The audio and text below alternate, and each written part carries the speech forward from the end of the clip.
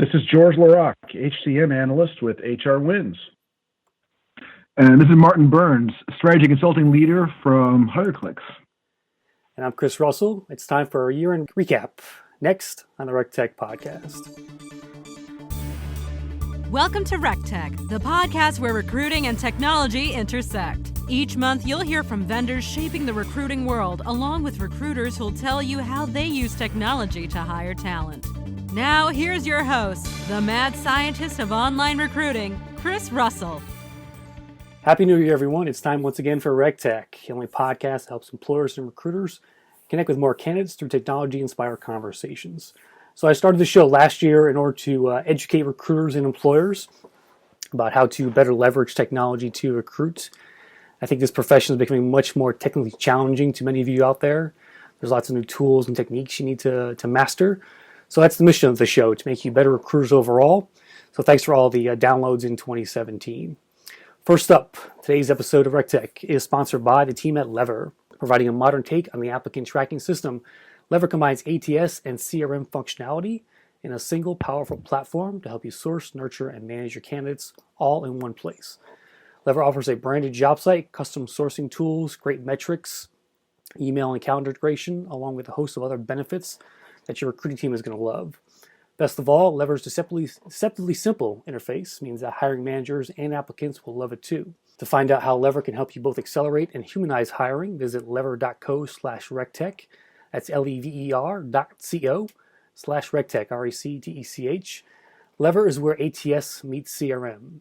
And on a personal note, I just want to thank Lever for becoming my new sponsor this year. I like to be judged by the company I keep, and I think the Lever team is just full of great people there. So if you are in the market for a new ATS this year, you would do well to consider adding them to your HR tech stack. And so to Leela Srinivasan and crew, thanks for being a part of RecTech this year. Appreciate it. All right, on to our guests, Martin Burns and George LaRock. Welcome to RecTech. It's good to have you. Yeah, thanks, Chris. Good to be here. Thanks for having me. Yeah, so we're all on the East Coast, so we're batting down the hatches for this bomb cyclone storm. You guys ready? It's going through bombogenesis right now, apparently, or something like that. Polar vortex, bomb cyclones. They're just making this stuff up, right?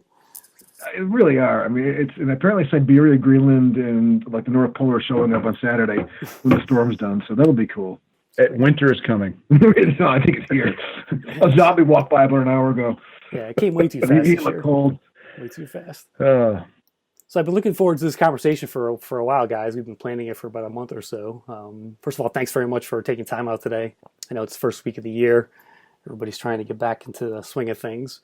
My goal today was to basically talk about what happened last year, kind of on a high level, get your guys' thoughts and opinions. Feel free to speak your mind today, and just have a great conversation about RecTech and HR Tech and what's going on. So with that, I guess first of all, let's start with introductions. Let's talk about who you guys are, what you do. Martin, why don't you go first? Yeah, sure. So my title, my big fancy title is strategy consulting lead for HireClicks, and it's a loose term, right? But HireClicks is a marketing and advertising consultancy based out of Gloucester, Massachusetts, so just north of Boston, on the water. It's a classic kind of fishing port, new place to have a new place to kind of work out of. And what we do here is we help a lot of clients on the ad side with their recruitment marketing and advertising, how to manage their budget, what to invest in terms of products, and how to track their advertising effectiveness, and how to design campaigns, do creative work. That's the ad side. And then my team, they kind of co-lead it with Kara Yarnott. What we do is we help clients with some larger issues of our strategy and process, and especially technology selection, which is kind of where I shine. I'm a tech geek at heart, I guess, much like George and yourself, Chris. Yep. And I co-lead and I founded and co-lead with George the Facebook group Talent Product Plays, where we really have kind of a sort of ongoing online conversation around technology in the recruiting space. Yeah, thanks for mentioning that. It's a great group. It's called Talent Product Plays on Facebook. So if you want to learn more about RecTech, HR Tech, definitely join that up. George, how about you? Well, I am the founder and principal analyst of HR Wins. I'm an independent market analyst. I've been in the market now for 27 years, and I think what I bring to the table is unique perspective. Having spent 10 years as a practitioner, I came out of recruiting on the third-party agency side, moved on to the corporate side, worked on the employer side, and then had a small regional, what would now be called an RPO, up in the Boston area. So 10 years there, then moved to the vendor side for 10 years, launched a few of the larger brands in the space, all HR tech. And the last 7 years, I've been advising employers on strategy for their HR tech stack, recruiting tech stack as well, and vendors, helping them get a better understanding of their customers. So I sometimes I describe myself as a translator in the market, and I spend a lot of time looking at the trends and a lot of time looking at VC and investment and so forth. And so I generally share as much as I can in the market about what I see going on in the talent product plays is a big one of the areas places I should say that I do that. Awesome. I appreciate that, guys. If I look at the news from last year, I mean, I think a few things stand out to me, and we'll go over kind of each of these. Number one would be the entrance of sort of Google and Facebook into the marketplace. I'd like to talk about some of the implications of what that means for vendors and employers. Number two, there's lots of new HR tech coming out. I mean, there's never been more HR technology than there is right now. We'll kind of go over that a bit. Of course, AI in recruiting, which is this buzzword that's out there, what that will look like from a practical standpoint. I'm curious from you guys what you're hearing from clients around that. So let's start with Google and Facebook. To me, that was the biggest story of the year as far as the impact those two are going to have on the overall marketplace. I mean, what's your overall feelings on that, guys? What do you think? George, you want to go first? I've got some thoughts on this, but please.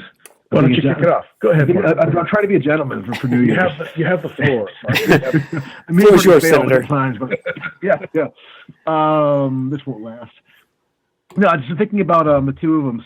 So if we're comparing the two of them, I sort of feel like Facebook landed with a bit of a thud. I'm not seeing as much traction there yet. I'm getting reach outs now from them to talk. They want to talk to our clients and do some free job feeds and whatnot. But I just didn't feel like there was a real strategy in the rollout, at least from my perspective and viewpoint. And I'm still. I mean, I think there was there. Mm-hmm. But how do they kind of figure that? They're still not really either focused on it appropriately, or something's not really kicking in. I think Google's done a far better job with sort of getting to the marketplace, getting attention. I can only say so much. We're under NDA with them around a few things, but what they've done so far is interesting. The market's getting it, and the simple fact is, I mean, the impact on Indeed and the aggregators is we haven't even felt it fully yet. I don't think that's still coming. Yeah, it's going to be interesting. Yeah, I agree. I think on the Facebook side, Martin, I think one of the reasons, number one is that it's a closed ecosystem, right? You can't take the data out of there and put it in your ATS, basically, which is a big reason why it hasn't, gone fully into the market overall. I've actually played with it a little bit, and when you can send the application to an email address, that's about as far as you can go as far as getting it out. Yeah, no, it's I'm with you on that. I tried banging it around, and it's just sort of like, well, yeah, but and it's a compliance nightmare. Yeah. Well, that was going to be my contribution. Did you see? Sorry. There's a big no. It's all good. There's that class action lawsuit that is currently in play. Because it looks like they just took their B2C, B2B ad play where you can advertise a product and say, I want to show this to a person of a certain age. That's who I want to. That's the demographic. But you can't really do that with jobs unless you've got a real reason to do that. And a bunch of employers have had to come out and say we've stopped doing that. Some have pulled their ads completely. So yeah, it's another tech player who didn't. I always wonder, do they talk to anyone who understands the market no, before they no. barge in? Of course not. Yeah, yeah, This is the, to me. I think that I've met a few of the Google product managers, and they're I mean, it's Google, right? So they're generally, there's a certain minimum bar of excellence there, but they're very good and they're thoughtful about it, and they it's not the B team. This felt like Facebook's C or B team when it came to product, and that's a problem. And it's ironically enough, it's Facebook doesn't have a lot of experienced people working there.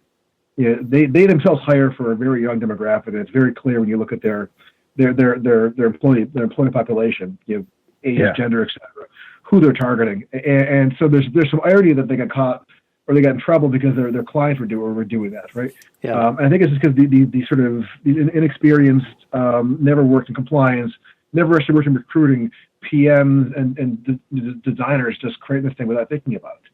Because they understand what's actually going to happen. Google took a different approach.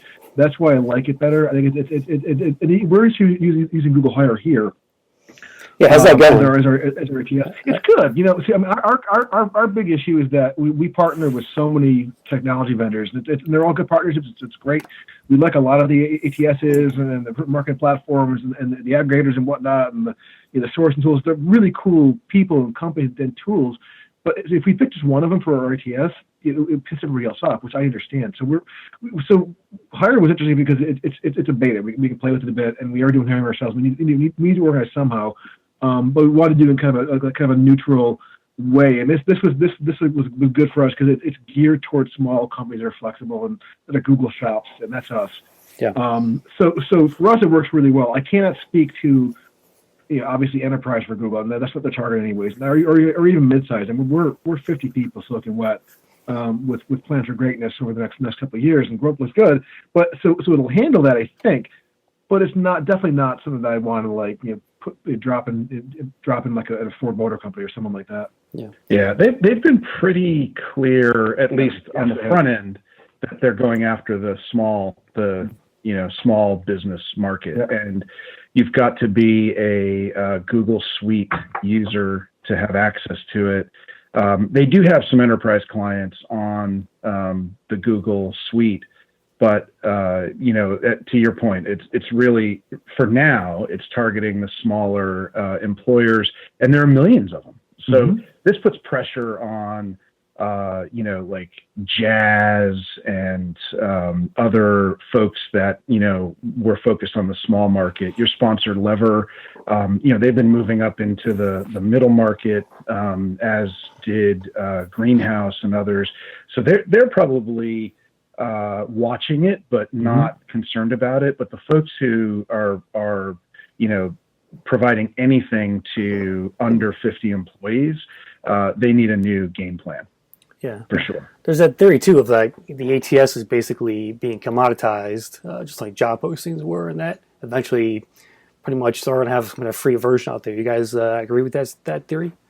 I think you've got to, context is important. I think if you're talking about the S in the SMB, there are a lot of options there. Not only Google, but Microsoft is doing some interesting things with Dynamics and baking in LinkedIn data. So there's some interesting stuff there. So I think in the small to medium-sized employers, so maybe up to a few hundred employees, there are a lot of options, and freemium will always be there. I mean, Smart Recruiters has recommitted, doubled down there as well. But in the enterprise space, I don't see the demise of the ATS. I see new players like Great People and existing players that have a lot of resources, adding more capabilities, into extending those capabilities. So eventually the ATS is taking on more marketing and CRM like functions, but it's still serving a purpose. Compliance is a big issue. Tracking, reporting, having that back-end database matters in the enterprise space. I don't know, Martin, how do you feel about that? No, absolutely. I think we're going to hit a point where, look, I've been a buyer multiple times in the course of my career, and the biggest headache is dealing with nothing personal against the vendors in the space, but dealing with lots of vendors all at once when you've got too many solutions and they don't talk quite properly, the integrations break or fail, or they're losing data here and there, and data is people. You lose the track of people throughout the process. It's painful, right? And having to make sure that they work properly and they play well together. And if you want to try and swap part of it out, you're in trouble, and it's a whole new thing. It's kind of maddening on the buying side. So getting solutions that are more integrated, and they're more and more coming online now, where you have basically, hey, my ATS, my CRM, my marketer, they're all one stack, and it's easy. I deal with one vendor. I like the approach, the philosophy, yada yada, and I like having one data silo that I can tie things onto. The negatives there, from my perspective, would be, well, you're stuck with the vendor, and if they start going south, it's everything all at once. But that's the problem you deal with. And I think there are more and more vendors who are of quality coming up who do the whole solution that will make it easier to buy just from them, because you're dealing them with less of a Frankenstein. You've got a bit more flexibility. And is it perfect for everybody? I'm not sure. It's if you look at the marketing and sales world, a Marketo and Salesforce combo is interesting if you're enterprise for some good reasons. But if you're even HubSpot, it's a big world. Yeah, absolutely. But if you're small to medium-sized organization, you probably want to buy just stuff on the Salesforce platform or whatnot, or you stick with HubSpot or things like that. You're not going to be going through. So the recruiting side too, getting these all-in-one plug-and-play solutions available, I think is a good move, and it is interesting. Yep. And Chris, if you don't mind, like that point, I want to take it back to the Indeed conversation, because one thing that I just keep reminding everybody of is, while yes, on the SEO side, on the job side, Google sort of took SEO back, right? They were allowing Indeed to capitalize on that, and that's true. Now they took it back, but they're still kind of like, they haven't locked it down yet, right? They're now, but the thing that I remind everybody of is, Indeed is a part of a $470 million organization called Recruit Holdings. It's a Japanese company, and they have an array of products on both the job side, the data side, and the tech side. And Indeed is one piece of that. Recruit Holdings revenue went up 11% last quarter. On the tech side, from the last reported quarter, sort of year-to-year comparison, how big is is about Indeed? 100%. What's that? How big is Indeed from a sales perspective? Do you know? Martin, do you know off? You think I would have? That's a question I would have prepared for. What was the question again? How big is Indeed? What are Indeed sales? Yeah, for is it 300 million, 400, 500? I should know this. I can figure that out, but it's that could be about right, actually. It's in the hundreds, right? It's in the hundreds of millions. I don't know. Oh yeah, Indeed revenue at $750 million. Yeah, there it is. At wow. Before Q4. Interesting. Which that doesn't tie to what was reported by Recruit Holdings. I would say anybody really interested in this, like, go look at Recruit Holdings. They're public in the Japanese market. Yeah. So that's why this, you'll get all this info. But still, the point being, Indeed, who did they acquire? Interview, or something like that. Yep. Yeah. So I would say, while Indeed is going to have a big impact based on their the revenue that was coming out of that, the job side of that business, I wouldn't count them out long term, because they're not a standalone shop where there isn't a bigger picture. I mean, Indeed, it was always, once Recruit Holdings acquired them, they really became Recruit Holdings' entree into this market. Yeah. And that's about all I know about Recruit Holdings. There are other folks who know a lot more, but you just look at the numbers, and I think, and the reason I brought this back is because if you look at Recruit Holdings properties, we're talking about, a lot of data across a lot of market segments, basically most of the Japanese market. Yeah, they have a lot of staffing firms too, I think. Yeah, they do, and that's so you can look at a future that could have some real interesting moves for Indeed that would be a pivot for them, but would not like a startup making a pivot, right? That loses itself along the way. Yeah, they're not going. Yeah, I mean they're. Go ahead, Mark. I mean they're. No, this is, I think what recruit I did while we were talking, George, just to kind of check and dig and recruit a bit, because I've been a sourcer and researcher way too long. I define this out. So they're a $2 billion revenue company. They do actually do over half their revenue in Japan itself. So they're doing more than $1 billion in recruiting functions in Japan. 250,000 positions filled last year from their staff organizations, things like that. So that definitely, to your point, I think that, it's sort of like when with Randstad buying Monster, right? They're buying job boards, these big recruiting organizations to kind of get better SEO and leverage and broadcast their jobs. So it could be, maybe there's a fight coming, the kind of Godzilla versus Mothra, if we're thinking, staying in Japan kind of the analogy between some of these players. Yeah. Are any of, Indeed just raised their prices on customers, from what I'm hearing, from double to triple, which kind of follows what ZipRecruiter did. I think last year they doubled and tripled their prices. They got to pay for all those ads now out there, all those commercials. But do you think they're at risk of becoming, the next Monster, kind of becoming on the slow downward slide of a business, or have they peaked basically? Do you think? I think they've got more gas in them. Yeah. They're definitely more nimble and more product focused and innovation than Monster was. Yeah, they're totally. I mean, Monster got hit by hubris, right? Yeah. I think LinkedIn had the same problem too, which is why they got acquired by Microsoft for such a bargain. That can hurt you. I don't think Indeed has that level of institutional arrogance that say Monster did at their height. Yeah. Oh, in our bubble where we live in this recruiting tech universe, we see these changes and react to them. But if you go out on the street, if I go ask my wife if she were looking for a job tomorrow, where would she look? She would probably start in Indeed. That's she probably isn't doing a Google search. Like I'm not saying that there aren't a lot of people who don't start with Google, but they still have a brand around job search and being able to be notified.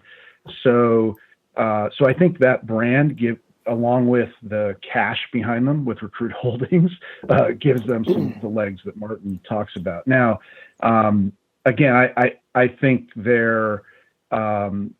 will probably look like a very different Indeed 2 years from now than what we're used to looking at them as today.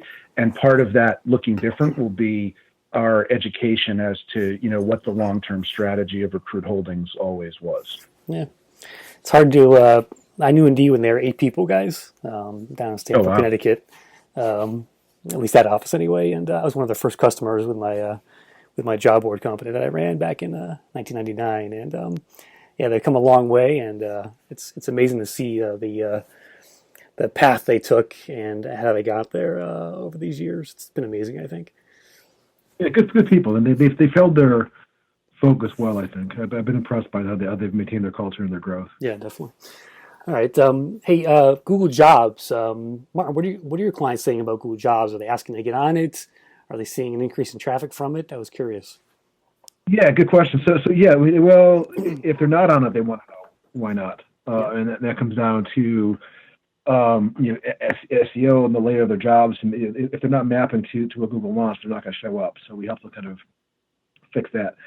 But yeah, if they're not on it, they want to know why they're not on it. If they're on it, they seem okay with it. They're not as focused as you think they might be. It was done so naturally by Google that it almost looks like it was part of like it's always been like that, which is part of the way they do UI at Google, which I think is impressive. But the savvier ones want to know how to make sure they're top of the list and how they should make sure they are the ones who are found easiest. And that's your site schema, and that's the fact that that's your marketing platform. It is not if it's not doing the pages correctly, rendered correctly, then you don't get picked up, you don't get displayed, or you're buried. And sometimes that's just a technology limitation that you have to be able to be ready to move away from to a more modern platform, or to maybe stop hosting your careers yourself and your jobs yourself and work with somebody externally. Yeah. So Google's forcing a bit of that. What I think is really interesting about Google Jobs, though, at least from my perspective, is the salary piece, which I don't think is they're enough requiring your jobs to have salary on there, right?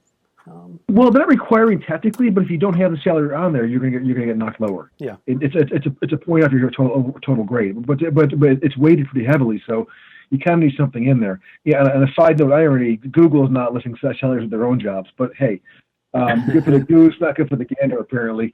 But what I think is interesting is the reason they claim they're doing it, and this is the Google kind of marketing spinning their slogan, "Don't be evil."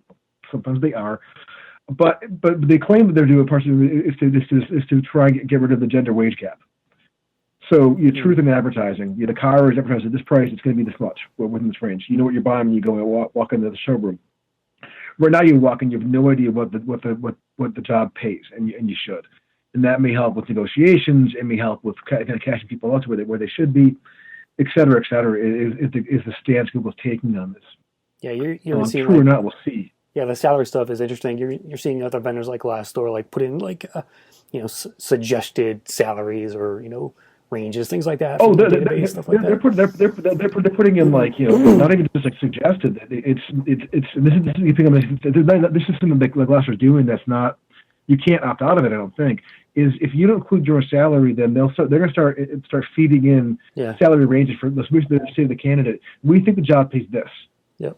So it's data that the candidates can have no matter what. Predictive salaries. Yeah. That's a good point. They're forcing it too. Yeah. They're also aggregating reviews now too. I noticed from Indeed, Glassdoor, Kununu, and one other site I forget. So that's interesting. So Google Jobs it's evolving. I don't think it's a polished product just yet, especially on if you Google Alerts front, the job alerts. I've signed up for some stuff, and I'm just getting a wide range of jobs in these alerts feeds that I'm not really looking at. No one's ever nailed that. No one's ever nailed that feature. No vendors ever been able to figure that out. Yeah, matching just goes sideways. What's wrong with job alert? To me, it's all about the job title. I think they need to simplify alerts more and just stop looking for keywords anywhere in the listing. Just focus on that job title. That's what, generally speaking, the job seeker is looking for overall. I don't know. Yeah, I think it has some room to grow, but I'm definitely encouraged by what I've seen so far, and I definitely think it will keep improving itself over time. So, all right, let's move on. Guys, lots of new HR tech last year. George, you track the investments in the space. Can you tell us how much got invested in HR tech in 2017?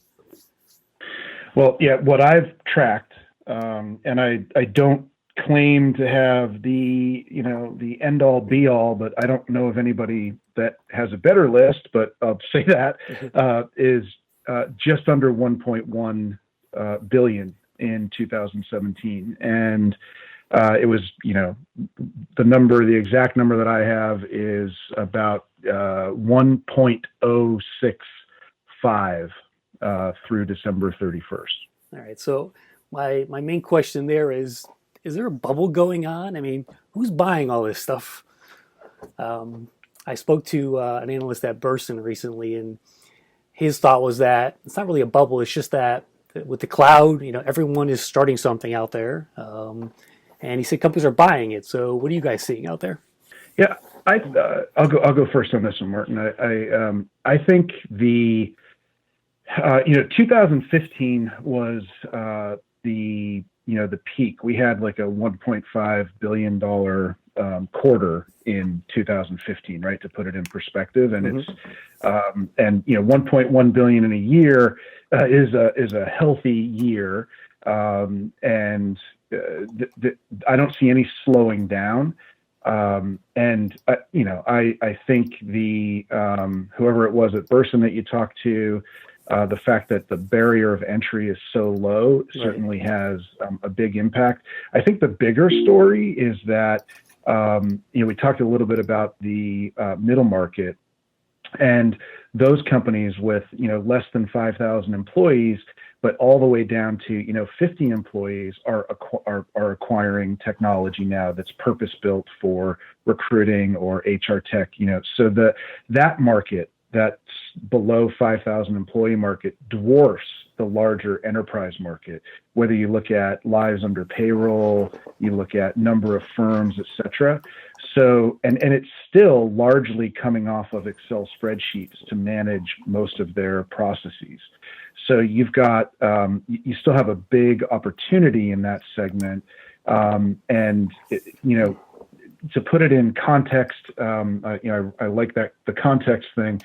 Just 7 years ago, it was really hard to find these employers. But now, as technology, the macro trends around search and mobile and social have created more of an opportunity, not just for vendors to find those employers, but for those employers to become aware of and find the technology. It used to be that, the SMB largely, it was all about payroll and job boards, and that's not the case anymore. So I think, there's still a lot going on out there. It's incredible to me. A lot of people talk about consolidation in the market. Like at some point, people are going to go out of business or get acquired and there'll be fewer vendors. I don't think so, because I've been waiting for that since 1998. and people do get acquired. SuccessFactors got acquired, Taleo got acquired, Brass Ring got acquired, Verve got acquired. Go down. Virtual Edge, they all got acquired. What happened? More systems came in right behind them because of that lower barrier of entry and the market opening up. And we're going to keep seeing that. Yeah. Here's the challenge, I think, from speaking to some of these HR tech vendors out there, especially on the startup side. I think there's a login problem, right? Where that they're pitching these HR departments on their technologies, but the problem is the HR department doesn't have the resources to actually implement that product, and they don't want another system to log into. So, that's what I'm hearing on the vendor side. Does that concur with you guys? Would you guys hear on the employer side at all? Yeah, I think you're right, and I'll let Martin talk about his clients. But nowhere is that problem bigger than talent acquisition. Talent acquisition was the largest category in 2017, not just in the dollar amount that was invested at about 544 million. So, about just under half of the overall deals that I tracked. But in the number of deals, 85 different deals. Whereas I separate sort of HCM as sort of overall HR versus talent management, which are things like performance and learning and engagement. Yep. Each of those categories, HCM had about 300 million and 25 deals. So you've got a lot of smaller investments, a lot of point solutions, a lot of think about the ebb and tide of trends around sourcing and search and so forth. So a lot of apps that come out and there are a lot of these like zombie vendors that are out there that have just enough traction to sort of keep going. Yeah. But they're probably not, they may or may not get to an A round, but they're just sort of treading water and looking to be acquired. So we might not see consolidation as much as some apps, sort of disappearing.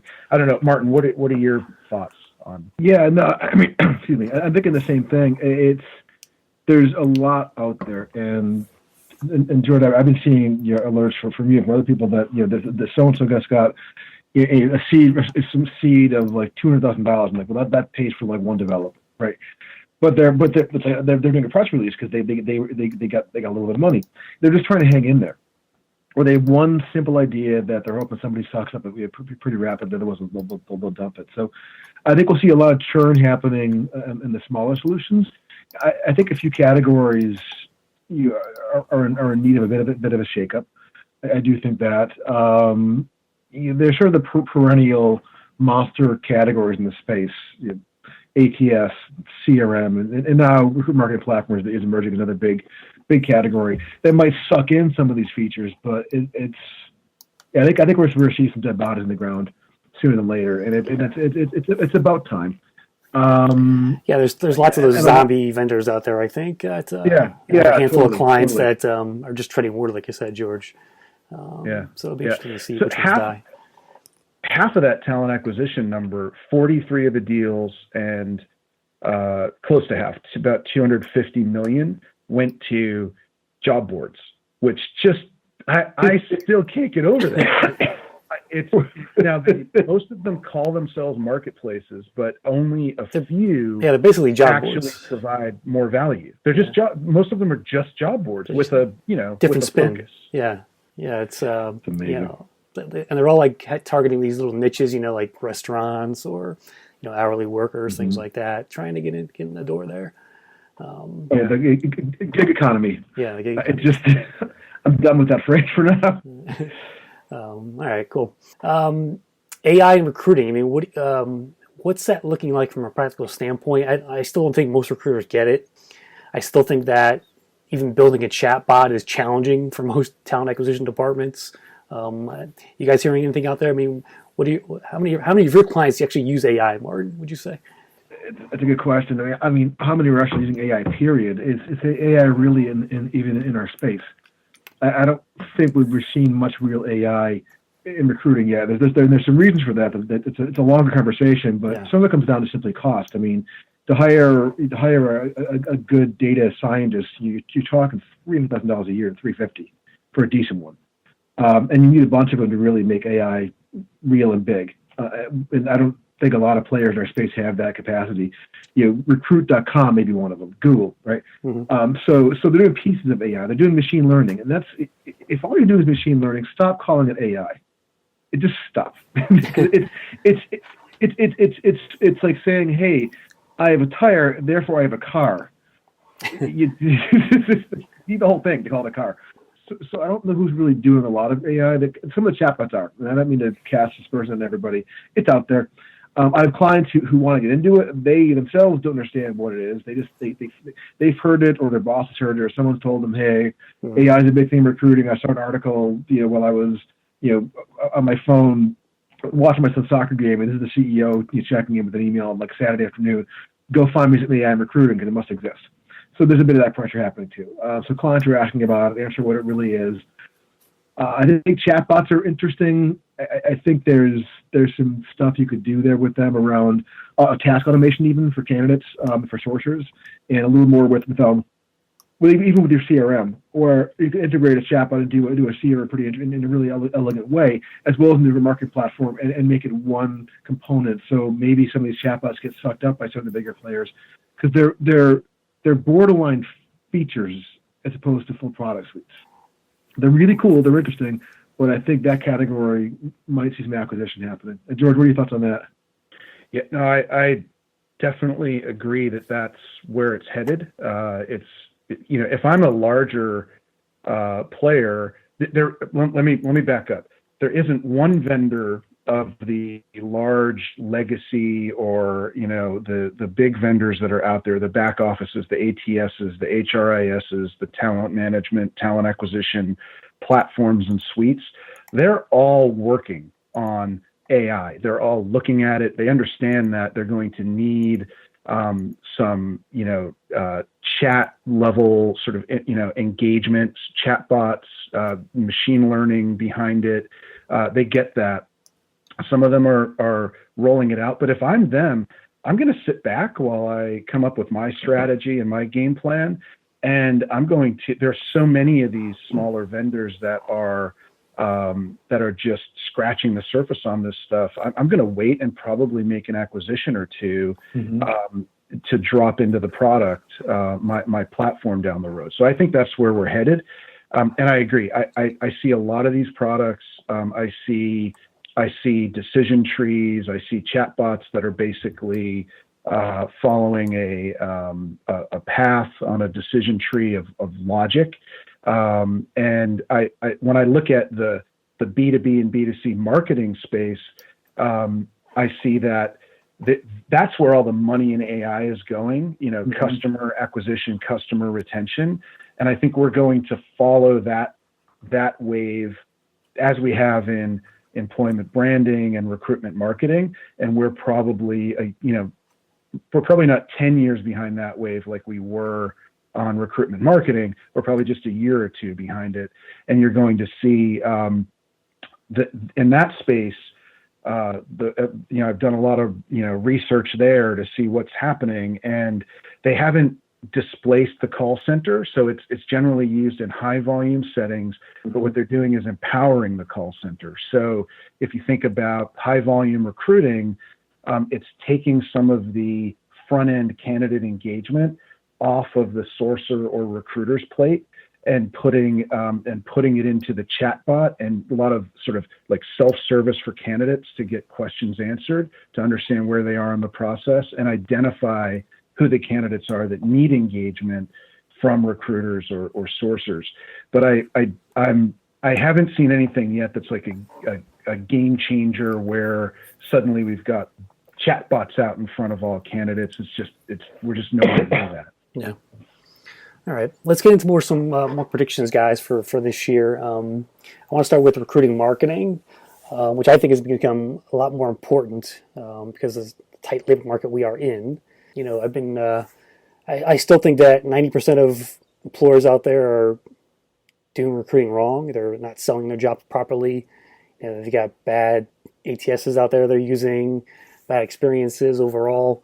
I was working with a job work client up in Maine last year, and some of their clients are still using PDF files as far as job listings goes online. So I still think there's a huge chasm there as far as recruiting marketing and employers goes.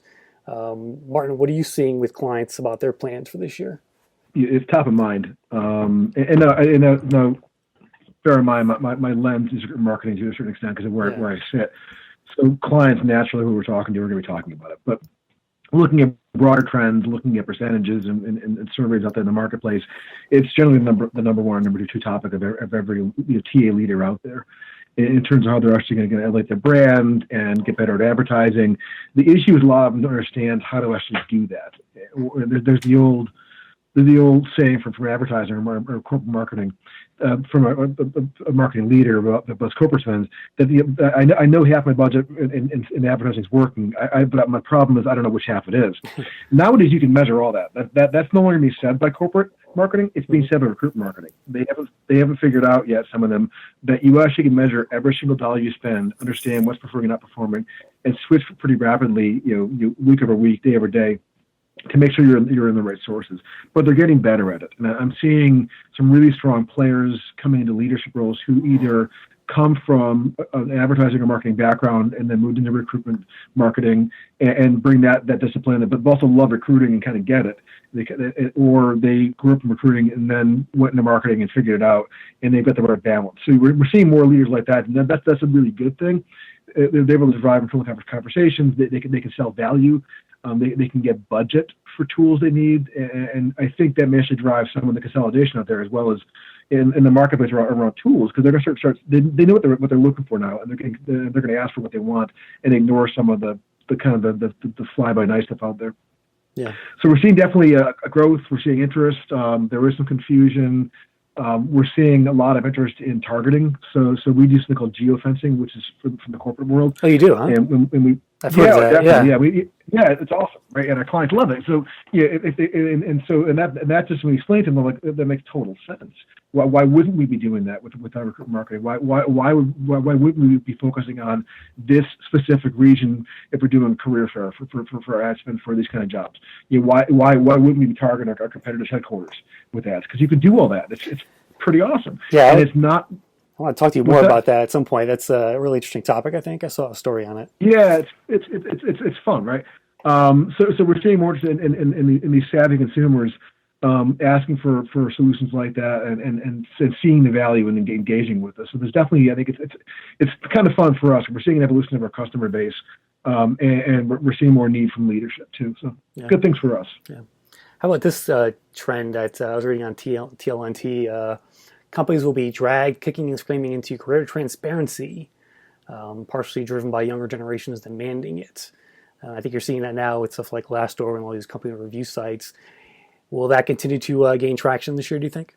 Yeah, I think from a transparency in a general sense, sure. I think we've got.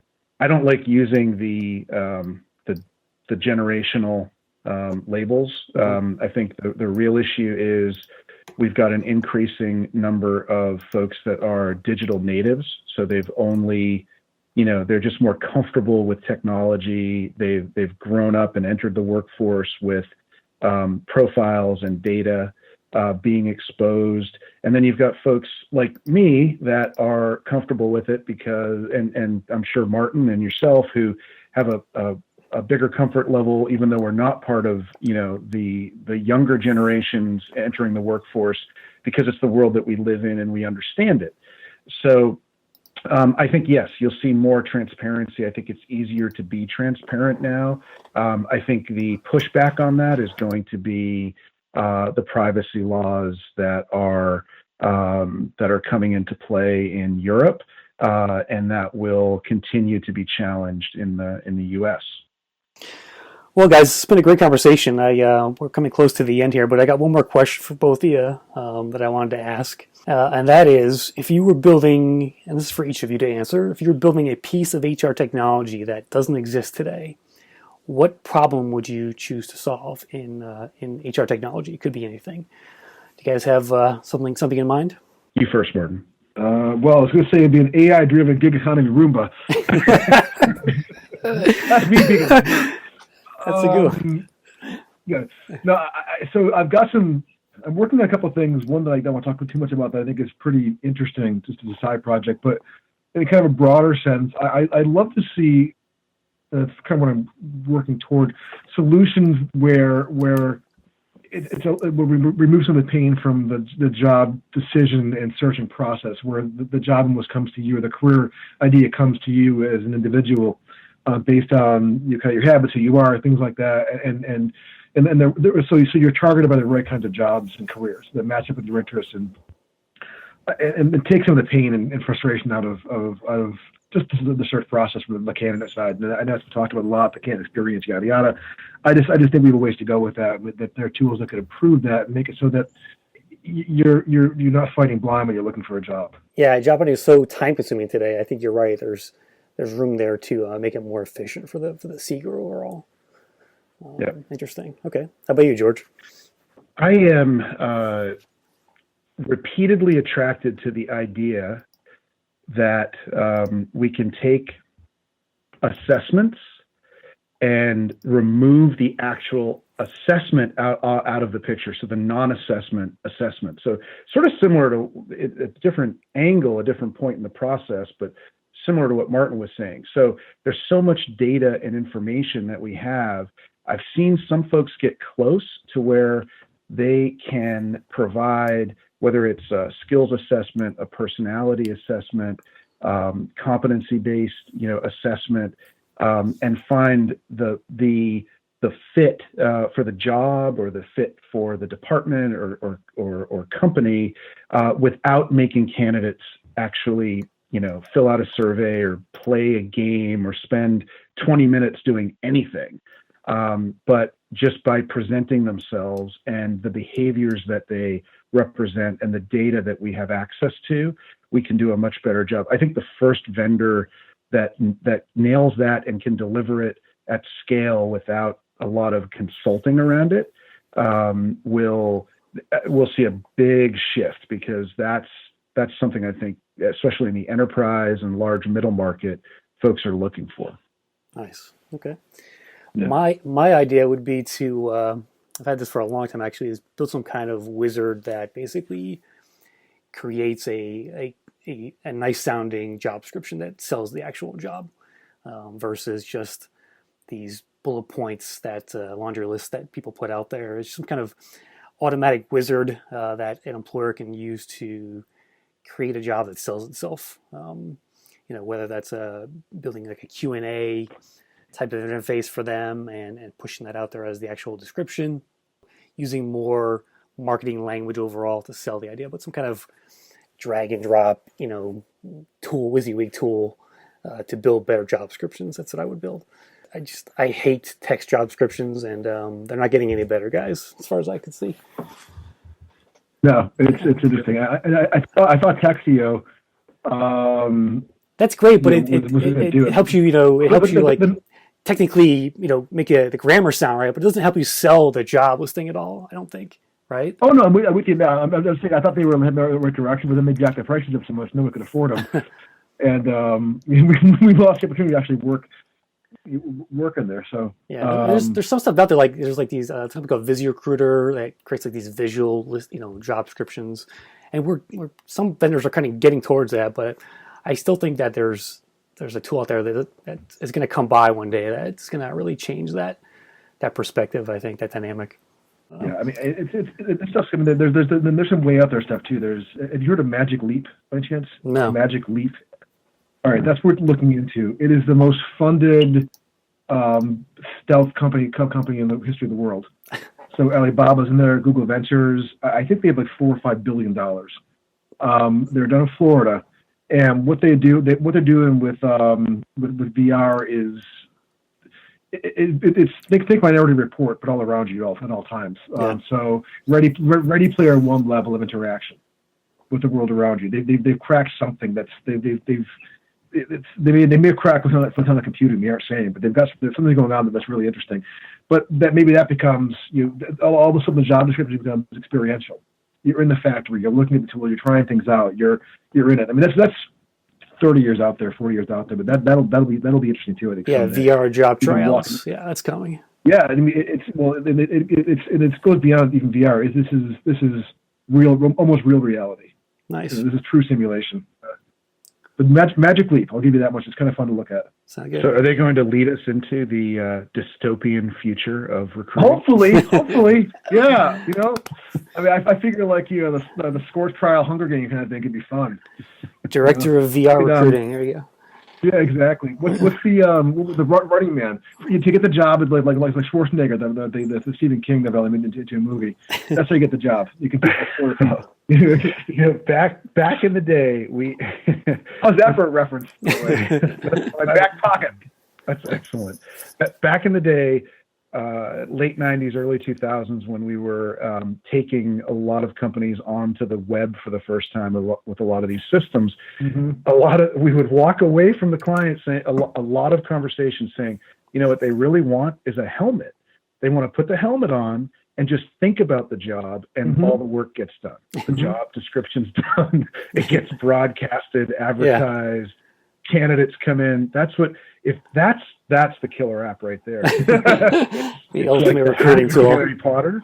Yeah, but it does. Awesome. That's awesome. Just let's screw a coaxial cable into the back of your head every morning and just think about it. Nice. Well, let's pod people. Let's end on that note, guys. We're kind of out of time. But George LaRock, Martin Burns, thanks for joining me. Tell people where to connect with you guys online. Thanks, everyone. Take care. Bye. Thanks. HR Wins. I'm sorry. I forgot about that. I should plug myself. So it's hireclicks.com. HIRECLIX.com. How you find us. All right. And Martin, George, you're at HRWins.com? HRWins.com. Yep. All right. Awesome. We'll link to you guys in the show notes. All right. And we should do this again, guys. Maybe once a quarter or something. What do you think? Yeah. Fun conversation. Yeah. I like it. Yeah. I really enjoyed this. Well, all right. Well, let's keep that on the radar then. All right, well, that will do it for this edition of the RecTech podcast. Thanks again to our sponsor, and remember to check out lever.co/RecTech for your ATS needs. They got some great ebooks on there as well, so check it out. You can subscribe to the show on iTunes, Google Play, SoundCloud, and Stitcher Radio. Hey, if you like the show, please leave a review on your channel of choice. I'd love to see your feedback or mention us on social media with the hashtag RecTech. Next show, we'll be speaking with the founders of Qualified.io. It's a new screening tool for hiring software developers, so stay tuned for that.